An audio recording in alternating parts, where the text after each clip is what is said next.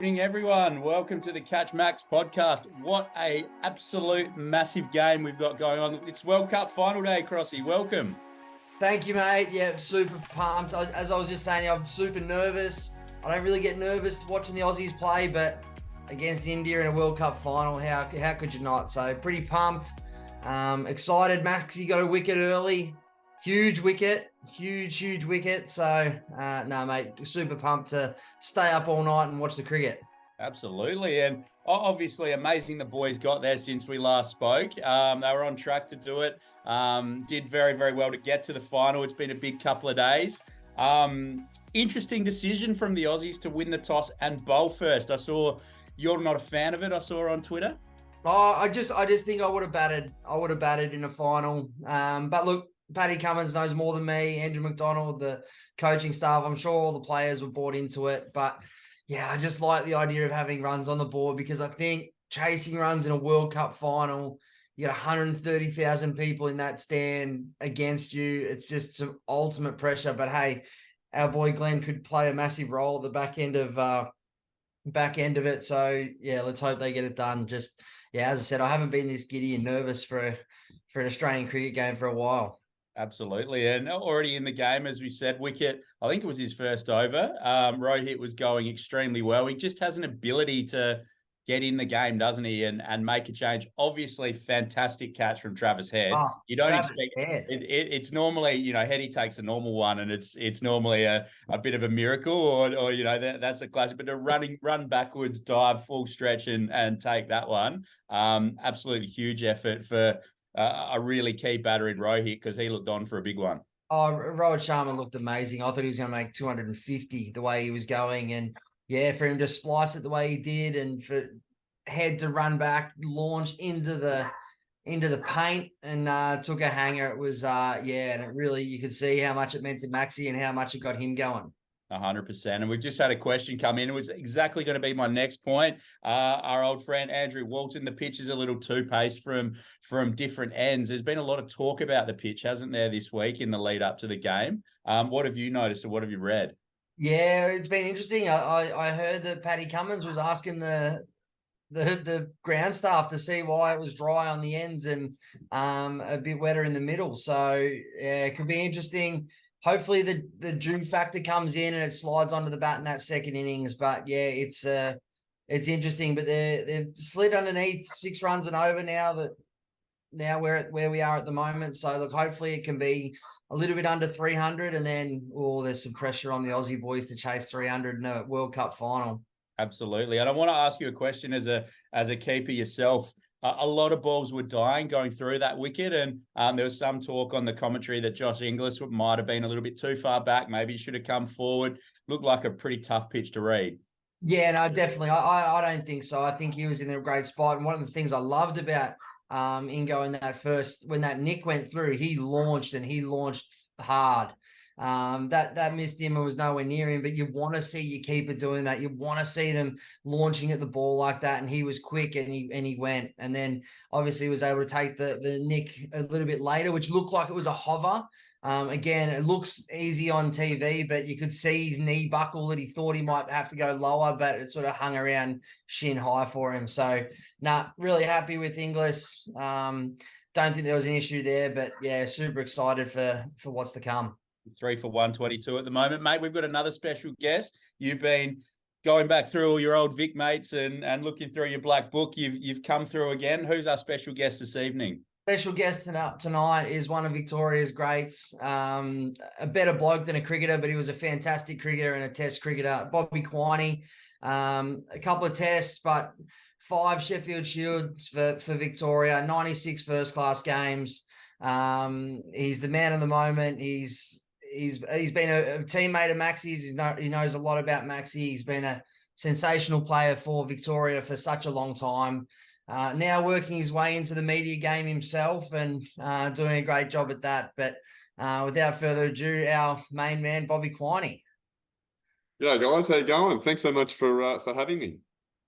Mate, thank you for coming on, mate. So, since we're here for Catch Max, we'll get to the World Cup, mate. Take us back to your first thoughts or your first time you laid eyes on Glenn Maxwell coming into into the state squad? Because I know you're a leader around that time, and yeah, you got the young punk Maxi walking into the squad. What were your first impressions of him? Well, I was actually aware of him a little bit before he came in the state squad, and sort of vicariously through Premier Cricket, but also Lloyd Mash, who played some state cricket as well, and played at Maxi's club. And my Achilles heel, a few of them unfortunately batting, but one of them was spin and off spin, and so I actually asked if a Glenn Maxwell could come in and bowl to me during a Shield game, like as a preparation in the morning of a day's play. I don't know whether we're playing against Nathan Lyon that day or another off spinner that I was a bit wary of, and to Maxi's credit, he was more than happy to come in and just bowl to me for 15 minutes, which was awesome. And I made sure that I looked after him. I got him a nice bottle of Jim Beam to put in his car on the way home, and I think we all won from that day. But and then when he was in the squad, I guess initially, I guess he challenged the traditional status and processes of cricket, and by that I mean at times, and this, especially Adam, when we're in the squad, that you've got to fit a certain mold. You've got to adhere to certain ways about going about your batting, and he challenged that. Switch hitting when we're like, Maxi, what are you doing, mate? And he did all these things in the nets that to us normally were like, mate, you're throwing your wicket away. You're not training properly. You're not doing this the right way. And it wasn't until there was a time where he built an early friendship with Aaron Finch, and Finchy come to us and he said, have you tried getting to know Maxi? Like to know where he's coming from. And it was probably that point of view that I think helped a few people understand Maxi a lot more and how he went about it, and bridge that gap of what are you doing versus, hey, how can we get you doing this? And we'll come to you as well. So that were my first memories of Maxi, but Jesus, he's been around the world about 15 times, hasn't he? Like, it's ridiculous. He has, mate. On that, you talk about someone with such talent and the ability to play some of those shots. Was he always, I guess, as knowledgeable in terms of he seems to have a great understanding of what ball's coming at what period of time, or is he just having the ability to play those shots almost like a Jake Fraser McGurk? Now you see someone who has that extreme ability, but does he quite have the game sense? Was it a bit more of like that for Maxi and he's grown, or has he always sort of had a really good cricket brain? I think he's always had a really good cricket brain, not like it has been the last 6 or 7 years. Like that's next level. And unfortunately, like watching him bowl today, I know he got Sharma, but leading up to that, I feel like he almost tried to like he got reverse Maxied a little bit. Because Coley's played with Maxi, Rowett's played against Maxi and got in there, and I feel like that Maxi's in this tournament has been so diligent at bowling in at the stumps, and this time he just got like, think they're going to come down at me. And he got it in the end. He got Rowett in the end with what he was trying to do, but it was about 8 to 10 balls later, and it probably cost him, like another 12 runs. So, but before that, he was always like, he's a, I mean this in the most respect. He's a cricket nuffy. We would be in between days of a Shield game, he'd just purely watching footage of himself, and he'd be watching cricket from anywhere around the world, and he'd probably just unpacking his own technique, his own processes, and also all those around the world. And he's also got this confidence that, and you hear it when he goes out, how does that person get me out? He's got this inner confidence that he's so much better than a lot of others, and in a respectful way.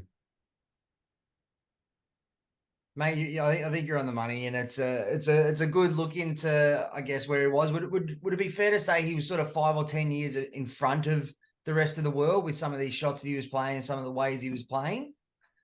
In hindsight, not like maybe 1 or 2. In hindsight, someone had to do it, and from an Australian perspective, it was him, in my opinion. Like off the back of like Warner. Warner challenged the status quo as well by, coming in, and I think a lot of people said when he got picked as an Australian Test opener, it's like, this isn't going to last too long. He goes too hard.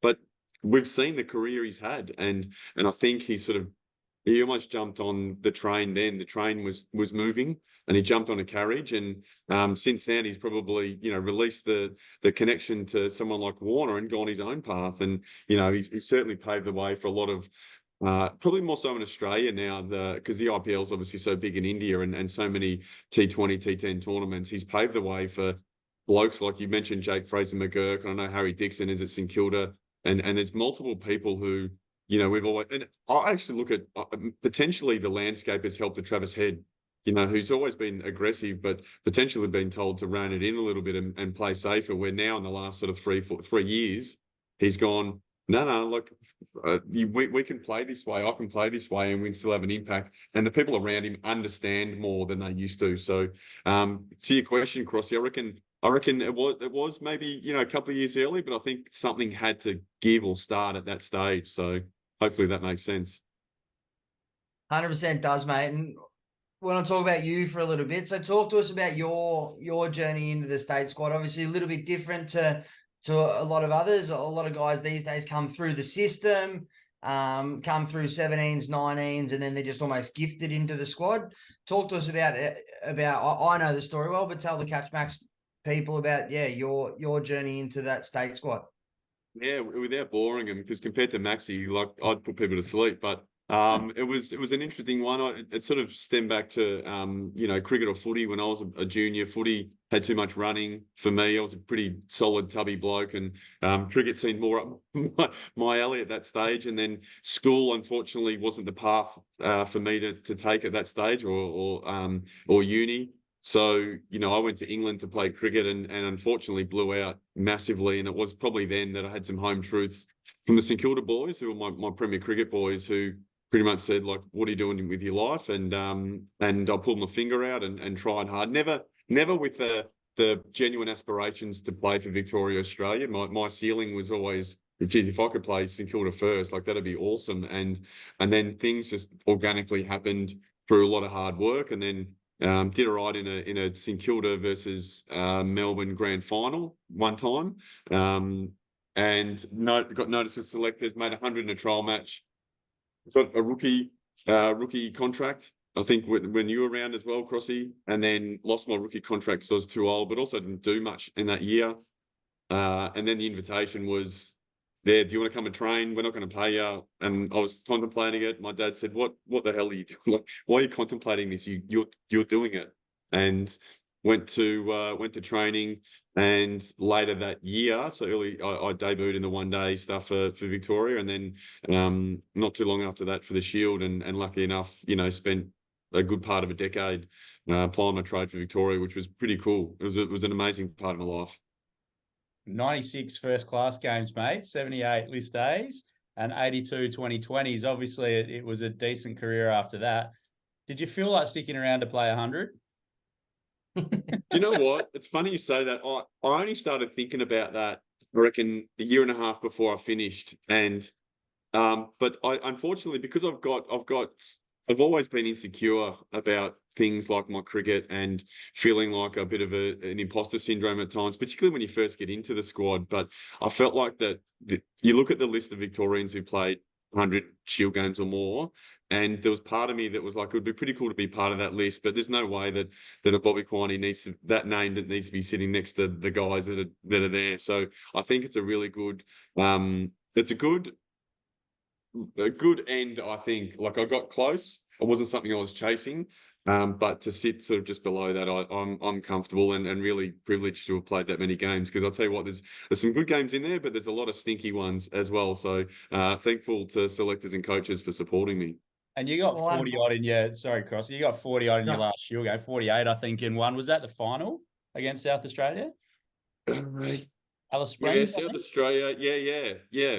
It was. And I think in the second innings, by the look of things. Yeah, no, I try to get more bowls. Whitey didn't rate my offies, so I didn't get much of a bowl. But it was funny. I've had the perfect transition out of cricket. I was fortunate enough to play Stars and Victoria, and then I finished Victoria, had Stars, and out. But and I knew that was on the cards. But because I think I made a 50 and a 48, 50 in the game before the final, and a 48 in the final, and I sort of spoke to my wife. And I said, I think I want to go again, because I'd spoken to her. I said, I think I'm done. And then I got that itch back, and she sort of like half cried and said, really? Like, you want to keep going? And And I think I do. Like, because when you do well in a game, like the thing that was holding me back, like I said before, was I don't think I can cut it up here anymore. And I played, I think, three games, I think, around that final. And I've gone, I think I can. Like, I've just thrown my wicket away a couple of times, but if I actually really applied myself, I think I can. And so I caught up with Andrew McDonald, who was the coach at the time, and he was awesome. We got a really good relationship. And I said, Ronnie, I think I want to keep going. And he goes, look, I can understand where you're coming from, but I don't think you should. And we're not offering you another contract. I said, all right, done, no worries. And it was as simple as that. It was almost like that's like, it was just someone to tell you, nah, look, I understand where you're coming from, but not now. So, but yeah, I said, because I really wanted a dog, and my wife said, there's no way we're getting a dog while you're still traveling for cricket. And after that meeting, she said, how'd you go? And I said, oh, we're getting a dog. So it was all right. Perfect. Well, mate, you talk a rubbish game, because your name definitely belongs up there with some of those greats of Victorian cricket. You made almost 10,000 runs for Victoria across all formats, and mate, you're one of the best teammates that I've ever had, and it's, I think that's a feather in your cap, because that's what most people talk about when they talk about Bobby Quiney. You're a star player, but you're a better teammate. So, mate, turning our attention to the Aussies, how have you found the World Cup, and how have you found watching the Aussies go about it? I've really liked what the Aussies have done, and a lot of times from a media perspective, they've had their backs to the wall, and I really like how they've just, and no disrespect to the people around them, they've just, look, this is about us. We're going to go about our business, doing our thing, and they didn't panic after those first two games. Like, I don't think anyone expected us to beat India in that first game. We did what we needed to do there. I think the South Africa loss was a really good shake up to go, hey guys, like, let's not like warm into this spell. We need to be ready. And I really think they clicked their fingers. And one of the biggest facets, in my opinion, has been our fielding that's improved in the back half of the World Cup. So we've got out of jail a couple of times, but in saying that, like, you know, it's obviously ironic that we're on this podcast and this platform, because obviously Glenn Maxwell's played.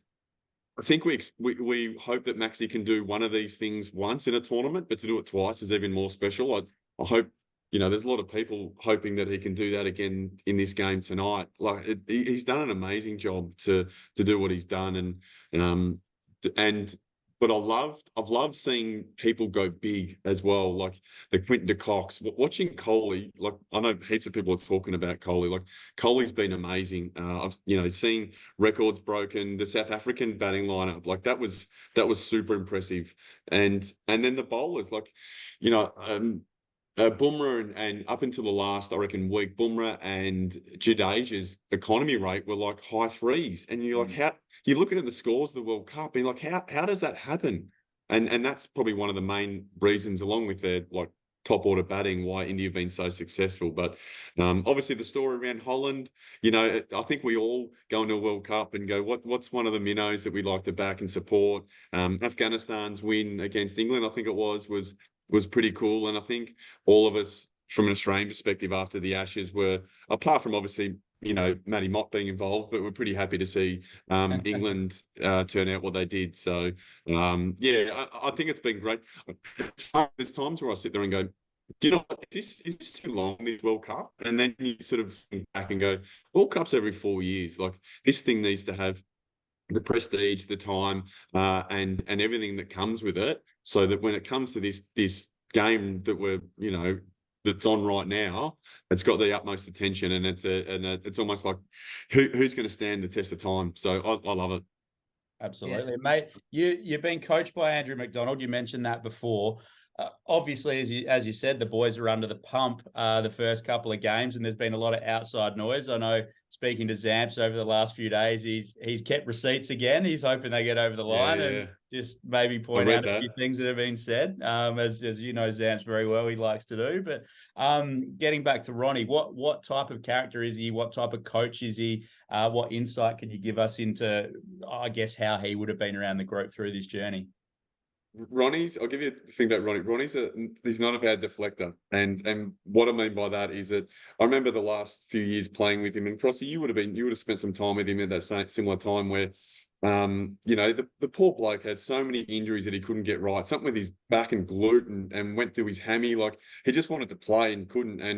And you know, he was one bloke that would win, lose, he's done well or not, would always sit down after a day's play or a game and chat with the coaches and unpack stuff and challenge them at the same time. And, you know, you'd sit there and watch him do that. And you're like, mate, you're definitely going to be a coach. And he goes, mate, there's no way in hell I'm going to coach. Like, I would rather do this, and this, right? And then you've seen his progress from Leicester, you know, to Victoria, and you know, now to, you know, Australian assistant coach, and then now, and you know, to your point, Ben, is that like I think he's coming from a bit of a different view that everyone's around now, but it's more about how can we get the best out of the people we've got. You get to Australia, you've got massive amount of ability. So how can we get the best out of you? And that's why you guys like Travis Heads are thriving at the moment. You know, the Maxwell's going so well and people coming in and he gives you the full support. He also, well, this is what he did. I don't know if he still does it. He tries to get you to learn on the job at the same time. He won't tell you what to do. He'll ask you, like, how would you deal in this situation? What would you do in this situation? What'd you do, you know, next time? So I think he just gives a real personable measure of both from a team perspective, but individual perspective as well. Yeah, and that's I mean, he was only with the Vics for 2 years, I think, or yeah. And so, you know, things happen really fast for him. So I think he gives a nice calmness, even if he's not calm within and he might be stressed, he exudes some calmness. And you know, and belief in the boys, and you can tell. Seems like that him and the leaders have got a really good relationship too. So that always helps. Agreed. And there's a question from the floor. Just we've been sitting on it for a little while, and it kind of relates to what you've just mentioned. But irrespective of the result tonight, this question's from Drew Edwards. How does the last 12 months rate for Australian cricket? And if they're lucky enough to get up tonight, where does this squad rate? In terms of the last 12 months, I think Australia have played some really good cricket, but probably sitting on the other side of the ledger, in my opinion. You think about the Indian series and the Ashes. I can't think back that even further to our summer. Who did we play in the summer? Don't ask the hard questions. Yeah. But I think we've just missed the mark. I think getting to the final in this tournament, I think, is a pass mark, in my opinion. If not a win. But in saying that, like the cricket that we've played, I think's been okay. I think it's been good. I think it's quite positive. And I actually think that question is a really good question. I've been thinking about that as well, thinking, you know, what's a pass mark? And we've had two of the biggest test series that you ever have in the 1 year. And, you know, they've found a way to get through. I think that they played a really good test in India, but unfortunately didn't get up in the series. And then, you know, Ashes, we started okay, but I think England had the better of us, to be honest. But that's the way things go. And if you look at the bigger picture, we retained the Ashes. We didn't get thumped in India. So there's so many different ways you can actually look at it. But this World Cup, I think, you know, South Africa were, I reckon, ahead of us from a favourites perspective, and New Zealand always there and thereabouts. So I think for us to make the final is a win in itself.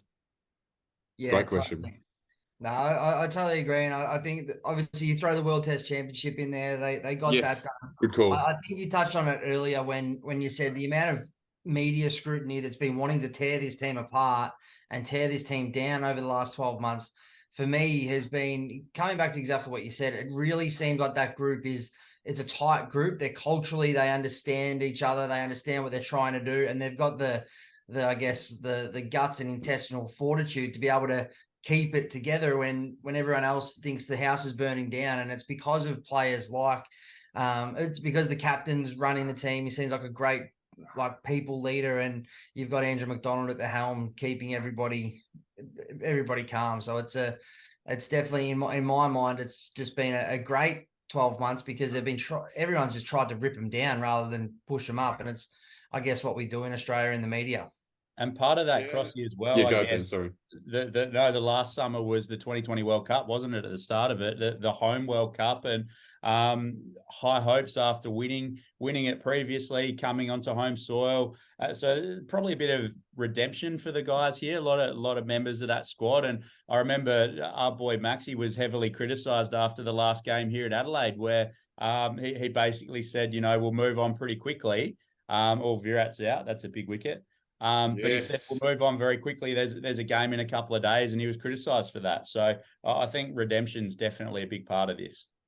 It's funny, I watched the David Beckham documentary and got a fair bit out of it. Try to sort of reflect on it as well, because it's a little bit one-sided. And from that, I started watching the Robbie Williams doco, and I'm not sure if you watched it, but in episode 3, he talks about at the peak of his powers, and he was on this massive tour, is that everywhere in the world, or Europe in particular, were loving that he was coming and entertaining, but England kept trying to just like tear him down, this song's shit, that's no good, and all this. And I think sometimes, like I think Frosty alluded to, is that if things are, if there's something to write about or talk about, and we're probably guilty of doing it ourselves, but is that we want to go, nah, that's not right, and that doesn't seem right, and media don't know everything, in my opinion. So what happened, obviously, 18 months ago, I think there were some things that happened that no one still knows about or has not been aired, and I think it's really important to make sure that everyone's got the right info and context to go along with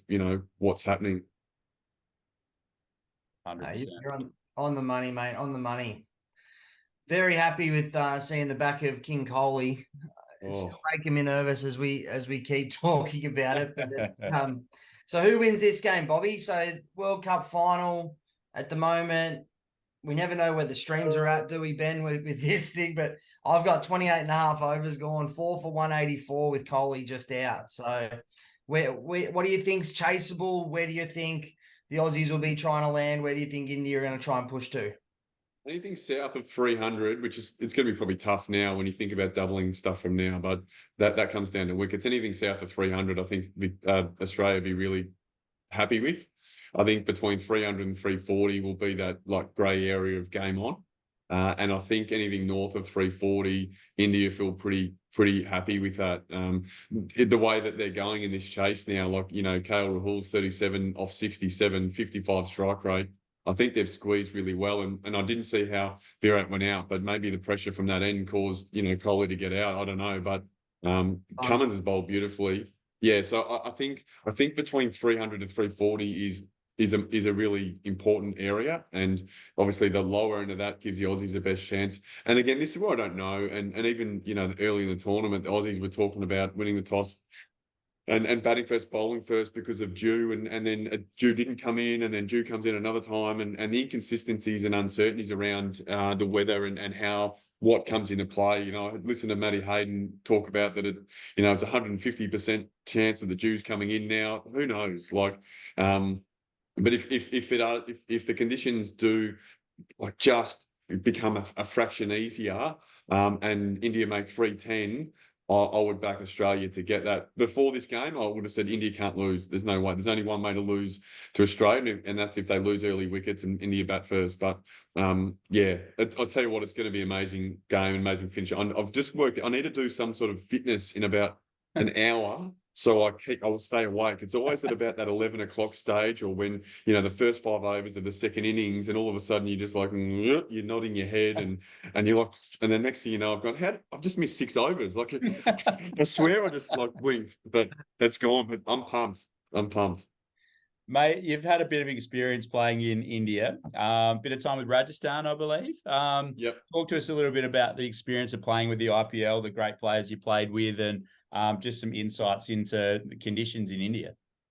So, like, fortunately and unfortunately, depends how you look at it. My IPL experience was in South Africa. It was the second year, and then it was the pressure of following up, because Rajasthan won that first year. So all of a sudden there was a lot of pressure that we're going to do all right. The one thing I loved during that time was getting to know the Indian boys, and one of them was I'm talking 13 years ago now, was a Ravindra Jadeja. And clearly seeing what Warney saw in him was something special. And, you know, his ability he did the same things back then he was doing now to a lesser degree, but you know, he was bowling so accurately. He was slogging a couple of balls. He'd get out a couple of times, and he was a young player. He knew he was going to be a star, but his fielding would have won us a game or two, I reckon, in that tournament. But going through an IPL and literally, like, you know, we saw pictures of Tendulkar from the last game with his sunnies on and sitting next to Beckham and all that sort of stuff. Mate, like, you go down to breakfast and you walk past him and you say hello to each other. You wouldn't have known who the hell I was, but you just say hello to him and you're like, just happened. Like, that's pretty cool. And then having all these like massive names, even the stage, like we had Graham Smith and Morné Morkel on our side. And, you know, like 2 years before, I was watching him carve up England in England going, how's he doing this? Like that's amazing. And then all of a sudden we're taking the piss out of each other. Like it was awesome. And it was such a great experience. Again, I wish I'd done a little bit better. I only got 150 in 4 matches. But then the people you meet, you know, like Dimmy Mascarenas, and, you know, I'm good mates with him now as a result of that. Lee Castledine, to try and stay in touch with him as a result of that. And, you know, Morné Morkel, you know, if I saw Morné in the street, would stop and speak for half an hour. Like, he's an amazing person. So that experience for me was awesome. Such a good experience. And you talk about playing with Smith and Morkel, and then it was about 12 months later, you ended up playing against them in a test match. Your test debut. It was actually hard when an Aussie A game against them leading up to that test, and when I got told that I was going up to Queensland to be on standby, my whole plan with the Aussie A game was that as soon as the game's over, I'm getting melted with the South African guys. This is what I wanted, you know, catch up with those two on old times, and then walked in the room, and they pretty sure they knew. Like, someone might have told them that I was going up, and they're sitting there going, "Oh, so what's going on? What like, you know, any news?" And I was like, "No, what are you talking about? What do you mean?" Like, and then you try and deflect and do all that sort of stuff, and it was funny. And then when I went out to bat for my first test, it was Graham Smith, who he read me like a book. He was yelling at first slip, you know, adrenaline's going through this bloke, you know, he's buzzing, he won't be able to control it, all this sort of stuff. And he was spot on, because my first ball, I said to myself, I was facing Dale Steyn, and I'd faced him in the A game, and he was only bowling about 135, and I knew that he was obviously going to ramp it up for a test match. And I said, whatever you do, Bobby, don't play the pull shot against Dale Steyn, because, like, he's just too good. And sure enough, first ball short, pull shot 2, and you walked out, you in and back, and you're like, what are you doing, you idiot? And then it wasn't until, like, you know, you'd scratch center and again, oh, I've just made a test run. Like, that's pretty cool. So, but it was, yeah, it was amazing getting to know those guys and how they deal with fame, like having him and Warney in the same side, walking through, you know, the Santon Sun at Johannesburg, and having so many fans come up to them, and you know, a lesser man or lesser person would walk past and go, I'm sick of this shit, like, go away. But they embraced it. Like, they're fist pumping people. You know, they were saying hello, and they'll continue to walk, but there was the acknowledgement, and, you know, hats off for those guys for doing that sort of stuff. And mate, you made 2. You mentioned two runs to get off the mark. You finally reflected on that. You ended up making 9, and that's been described as perhaps the best 9 in Test history by multiple people. Can you talk us through a little bit of that? I don't know what Mickey was referring to, and I try to actually. I've only just come to terms with my Test career this year, and it was the only time I've actually watched footage of myself. Was about 6 months ago, and trying to put some pieces of the puzzle together. And one of them was like, what was he talking about? I couldn't find the interview to save myself, because I wanted to get it in context, you know. And I honestly, I don't. Looking back at the I won't say highlights of the videos. And you know, there's a couple of pull shots. There's a nick through between third and gully. There's a play and miss, and then there's a pull shot to find leg. So I don't know where he's coming from. Maybe he's trying to pump my tires up. Who knows? But there's not many other best Test 9s out there. So if I can hang my hat on that and saving a seagull, well, I've had a successful career, haven't I? Well, Bobby, you've always been a 9, mate, in my mind. So, Can you tell Helen that? yeah, I will. But it's no, mate. I was closer to a 9 before I did this, but yeah, sorry. Before you lost your hair, yeah. But mate, at the end of the day, you're a Test cricketer. You're in a club that stands alone atop of the hill in the cricket world. And as I said earlier, mate, you're seen as one of the best teammates going around, and you're in the media these days, and you're commentating and you're bouncing around cricket still, which is amazing, mate. So thank you so much for coming on Catch Max tonight, mate, and taking us through your career and a bit of an insight into Maxi. And we really appreciate it, mate. And I think we're all a bit giddy to get back to this World Cup, and the Aussies can ruin the perfect World Cup for the Indians. I'll tell you what would be even better is if Maxi hits the winning run, because I think he would go absolutely bananas, and I'm sure all his fans all over the world would be absolutely loving him hitting the winning run. So fingers crossed, that's the way we win. Reverse again, just like in the T20 World Cup in Dubai. Wouldn't have it any differently, would he? I don't think he made another run for that whole tournament, so it's a bit different this time around. Perhaps he'll just drop one and run and do something completely unexpected. No way. He wouldn't be that boring. But thanks so much for having me, guys. It's been a lot of fun, so I appreciate that. Bobby, thanks for coming on, mate. Awesome, Bobby. Cheers, mate. Cheers. Crossy, mate, well done again. Fantastic interview with Bobby there. That was great to have him on. Love his insight, obviously, into the game, and to Andrew McDonald was probably the thing I took away from that one more than anything. Yeah, well, that's it, mate. As I said, Bobby's a star.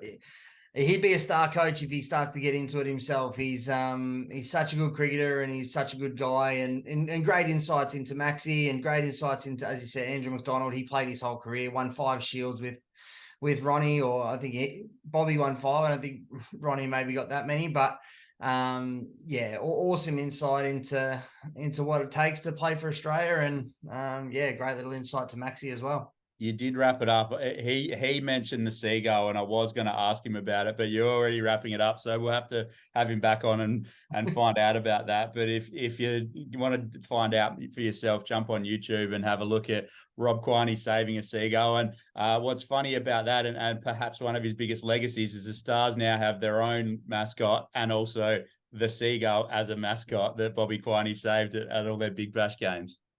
He was great. I don't like talking about his Stars days because he took the gloves for a few games of the Melbourne Stars, which I still remember a ball getting placed in between his grill whilst he was keeping. But as I said, he's a star. He was a very, very good player in all formats, and yeah, as I said, great teammate, and yeah, and as we said, was there when Maxi started his career, and yeah, still around watching the great man go about it. But I like his idea. If Glenn can hit the winning runs tonight, I think there's some social media content we'll be able to pull out of that one to match up next to Maxi hitting the winning runs, because it's going to be a hell of a chase. They've clawed their way back into it now, 4 for 157.